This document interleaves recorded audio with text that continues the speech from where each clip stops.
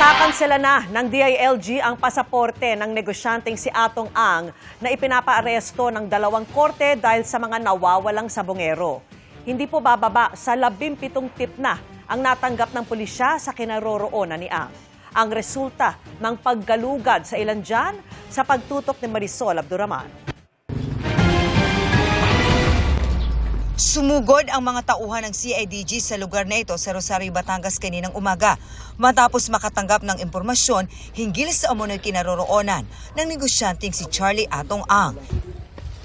Hinalughog ang lugar.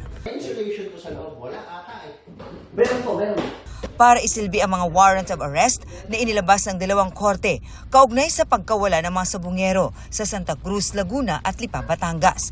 Pero wala ang tinaguriang #1 most wanted ng DILG. Dinideny nila that they are known to Charlie Atong Ang.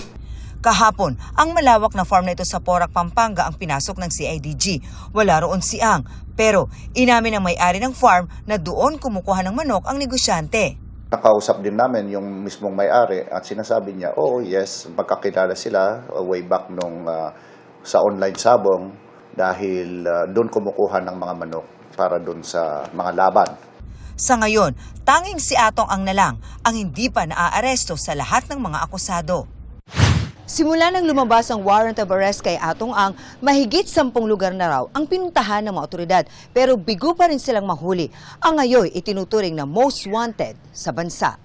Naniniwala ang CIDG na nasa bansa pa rin si Ang. Napaghandaan na niya ito.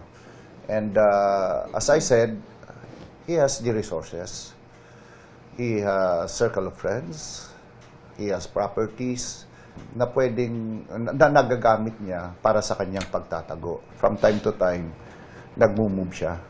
Hindi siya tumitigil sa isang lugar. May heightened monitoring tayo on all ports, on lahat ng airport. Bukod sa mga liblib na lugar, may tinitingnan din daw ang CIDG ng mga exclusive subdivision. Nakatutulong daw sa kanilang paghahanap ang mga impormasyon na binibigay sa kanila sa mga hotline number. Sa ngayon daw, 17 text at call na ang kanilang natatanggap hinggil kay Ang. Unknown to them na nakita siya allegedly. Yung may iba doon is nakapag-deliver na ng pagkain, like seafoods, sa bahay niya. Siyempre, a tip is a tip eh. You only establish credibility kung tapos na ang operations. Pero so far sa 2 ginawa namin kahapon at ngayong umaga, wala kami nakita. Posible bang hilingin ng gobyerno na kansilahin yung kanyang pasaporte? Kasama na yan, request na namin sa DOJ at DFA yan. It should come, malapit yan. Para sa GMA Integrated News, Marisol Abduraman, nakatuto 24 oras.